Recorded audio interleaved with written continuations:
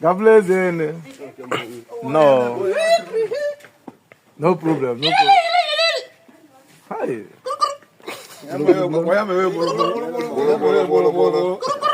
Na save one biko.